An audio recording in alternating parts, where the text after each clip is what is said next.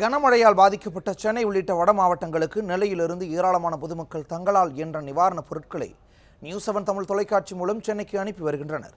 இதுகுறித்த கூடுதல் தகவல்களை தருகிறார் நமது செய்தியாளர் ஆல்வின்.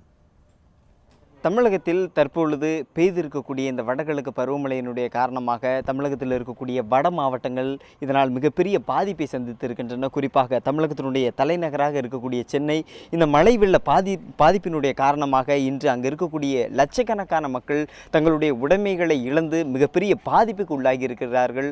அவர்களுக்கு உதவி செய்யக்கூடிய விதமாக தமிழகத்தில் இருக்கக்கூடிய பல்வேறு மாவட்டங்களிலிருந்தும் நிவாரணப் பொருட்கள் அனுப்பப்பட்டு கொண்டிருக்கின்றன. குறிப்பாக திருநெல்வேலியில் இருக்கக்கூடிய மாவட்ட மக்களும் தங்களால் இயன்ற அந்த உதவிகளை அளித்து கொண்டிருக்கிறார்கள்.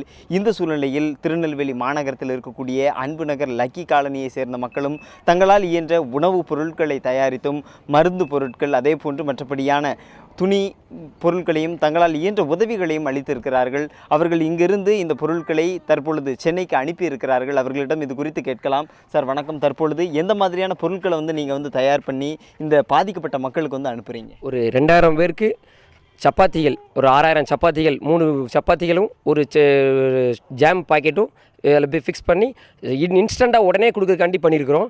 பாளையங்கோட்டை பெருமாள்புரம் அன்பு நகர் காலனிலேருந்து சென்னை வாழ் மக்களுக்காண்டி நாங்கள் பண்ணுறோம். அவங்களுடைய கஷ்டத்தை நாங்கள் பார்த்தோம். நாங்கள் எங்களால் முடிஞ்ச உதவிகளை செஞ்சுருக்கிறோம். நீங்கள் எந்த பிரச்சனை இருந்தாலும் கவலைப்படாதீங்க, நாங்கள் உங்கள் கூட நிற்போம். இயற்கை உங்களை கைவிடலாம், ஆனால் நாங்கள் உங்களை கைவிட மாட்டோம். நெல்லை மக்கள் உங்களுக்கு எப்போது சப்போர்ட்டாக இருப்பாங்க. நாங்கள் எங்கள் அன்பு நகரில் உள்ள மக்கள் எல்லோரும் சேர்ந்து ஒரு 50-100 பேர் கிட்ட இருக்கும். அவங்கள்ட்ட கலெக்ட் பண்ணி எங்களால் முடிஞ்ச உதவிகளை 2000 பேருக்கு சாப்பாடு, ஒரு வேளை சாப்பாடு நாங்கள் பண்ணியிருக்கிறோம். Okay, thank you. நன்றி.